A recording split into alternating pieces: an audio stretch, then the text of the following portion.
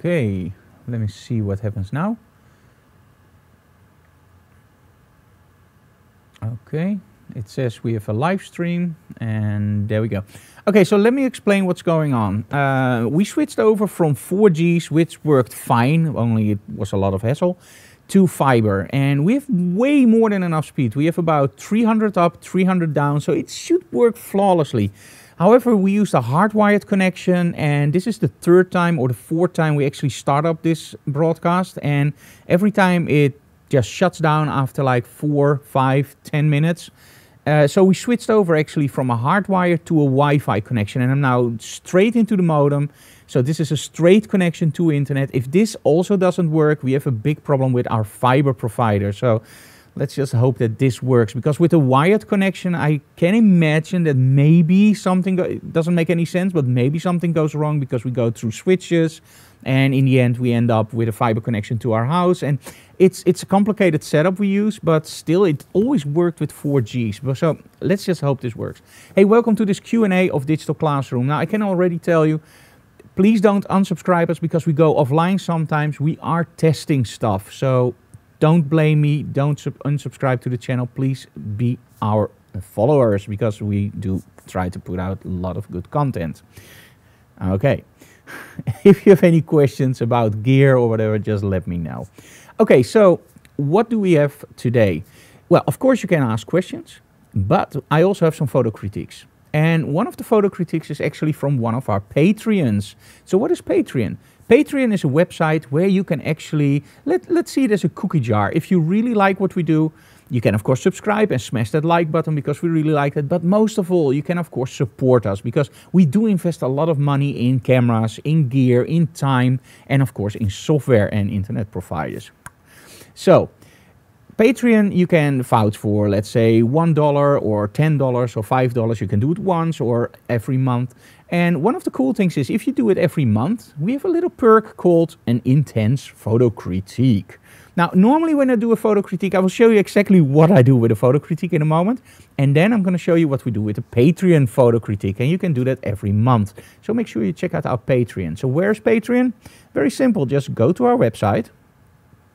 So go to frankdoorhof.com, and then you will find a page called Support.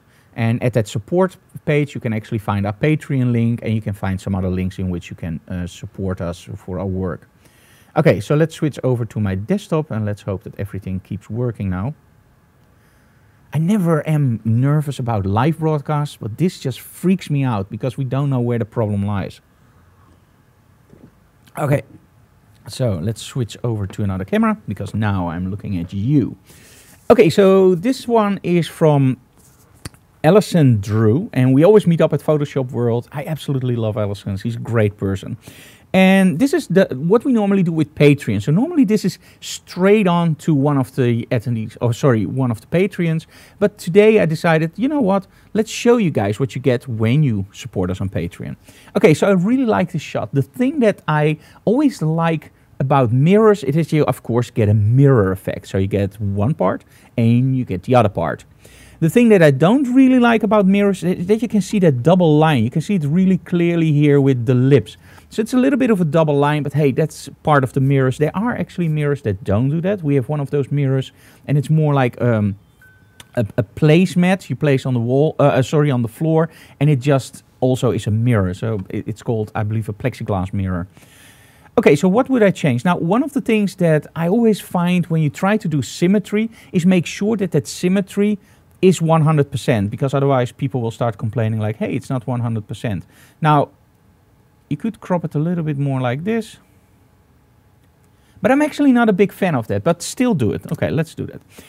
What I like to say always to people is, if you try symmetry, make sure that you don't just do symmetry, but you do it a little bit off or a lot off, because there are always these people, and I find them a little bit annoying sometimes, that will actually look at your image and go like, oh, you tried symmetry and it's a little bit off on that side, or it's a little bit off on that side.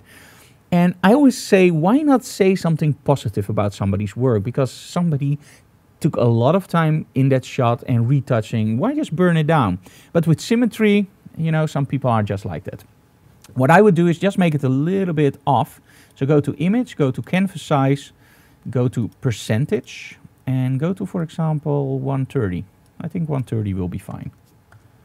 Or 140. So 130. Go that way. Now, it's not white, of course. It's a gray backdrop, so make sure that we just create it. And I can't do it exactly because there's a little bit of color difference. Just do it like this. Sample. Make the brush really big.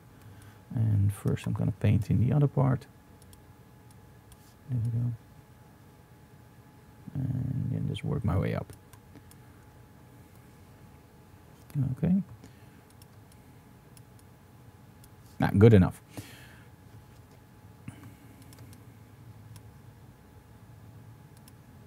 Okay. So now, I really love the colors. And there's this saying in photography that if you have extreme eyes, don't do extreme lips. And I don't really agree with that, because I think that with extreme lips, you can still have extreme eyes, but mostly in this case. Now, I really like the colors. I like that her skin is a little bit white. So let's just try to enhance that, but do it slightly different. Okay, now one of the things that I really love to do is the following. Make a new layer. And there we go. Go to the bottom layer, and it's very important that you do the bottom layer, because otherwise this doesn't work. Go to channels, pick the red channel, Control A on the Mac, Command A. Oh, sorry. Go to the bottom layer, channels, go to the red one. Okay, Command A and C from copy. Go to the top layer here and do Control V or Command V on a Mac, of course. Now you have a black and white version on top, but it's not really black and white. It's only the red channel. So now what you do is you go to soft light. And now you have this really harsh, almost fashiony look, which I really like. So let's see the difference. Okay. Now let's say you want the colors back. Now don't do it in both parts. Only do it in the part that's the real part. So layer, layer mask, and do a reveal all. Take a black brush and just paint it back here. There we go. I'm doing it a little bit sloppy now with the mouse, but you get what I mean. There we go. Now, you have the difference between the mirror part and the top part. Now, let's enhance those colors a little bit. Now, we all know the dodge tool, right? But if you long press it, you can actually go to the sponge tool. Now, the sponge tool is really cool because you can put it on saturate or desaturate. Just put it on saturate and just go all the way up. And now what you can do is just paint over these parts. Let's just first flatten the image. There we go.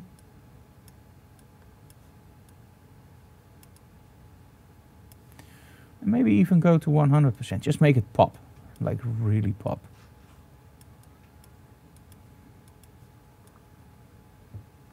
Okay, so in all honesty, the image was already great, but by enhancing it just a little bit and making it a little bit different, I think it really helps the image. But again, this is very personal, and I would actually end it up with a little bit of tinting. You can of course use a filter like alien skin exposure or DxO film pack or luminar or whatever you do. You can do hue and saturation, but that's only for changing it like this, which I really wouldn't advise to do in this case. What you can better do is go to Image Adjustments and go to Curves.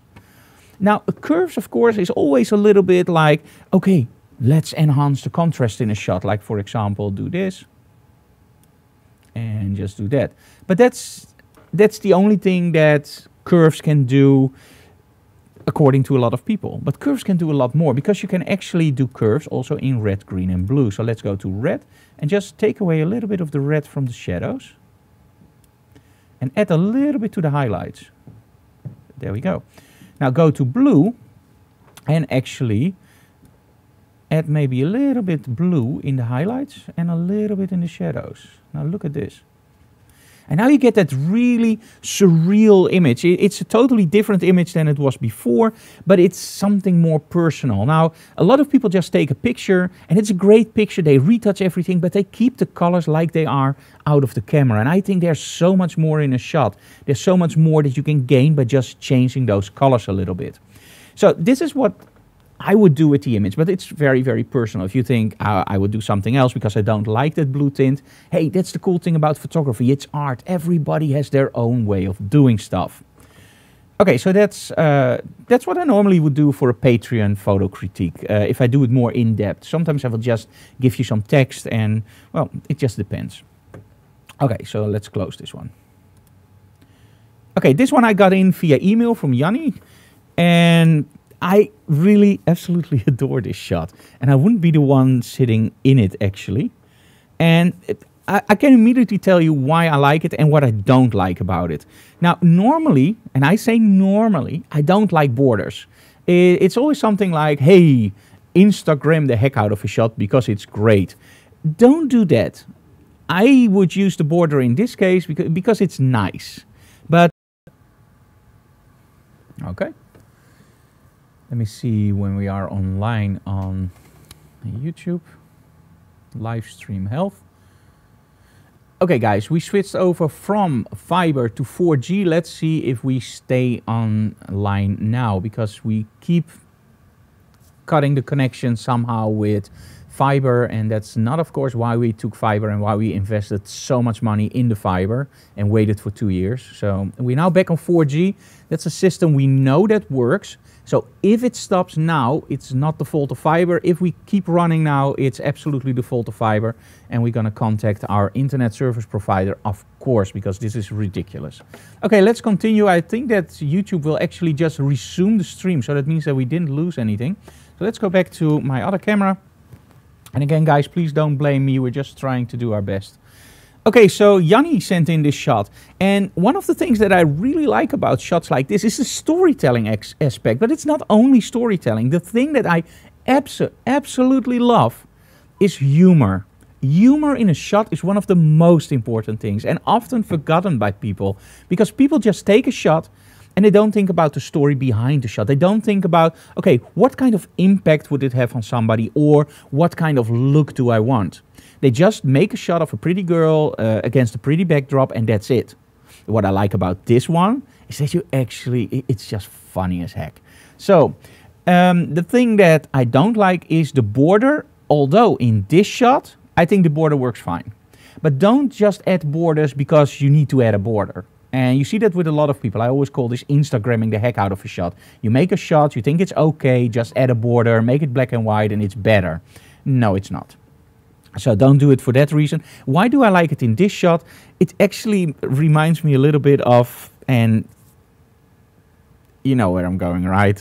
It's just those stains where you, I don't have to explain this any further, right?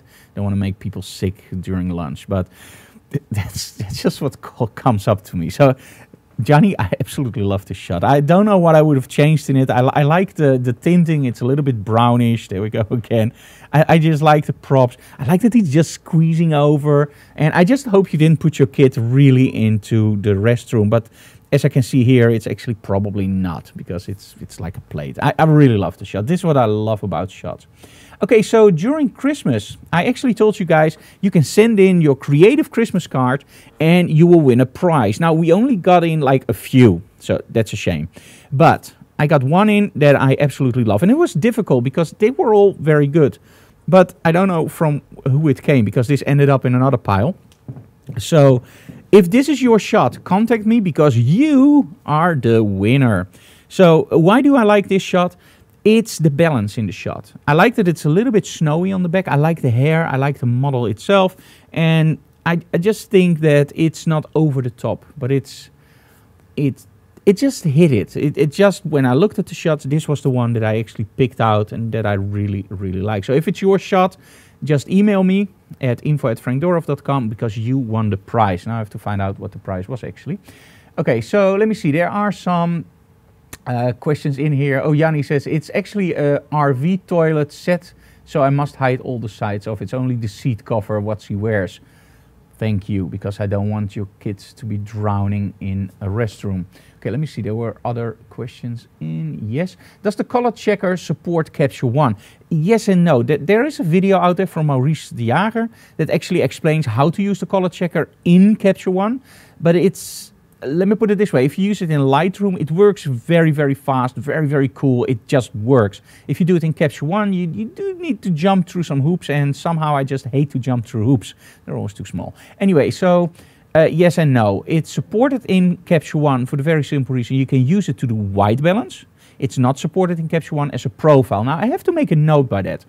If you look at the standard profiles in Lightroom, the standard profiles are okay. The standard profiles are fine. But if you use the the profiles created by the color checker, they're much better. Now, if you go to Capture One, the included profiles are actually very, very good. So do you really need the color checker? One could argue, let me put it this way. If you use the color checker in Lightroom and you look at the end result, and you don't use the color checker in Capture One and you look at the end result, they're pretty much similar. Still, I believe that Capture One should just support something like the color checker, because if you want to make sure, I'm just a big believer of using those X-Rite color checkers. They're really good.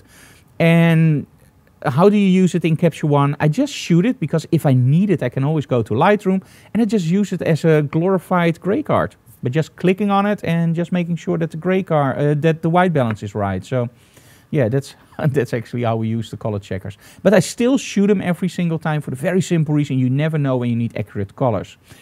Okay, so about accurate colors. Now, a lot of people ask me over the time, what kind of monitor should I buy? What kind of gear should I use?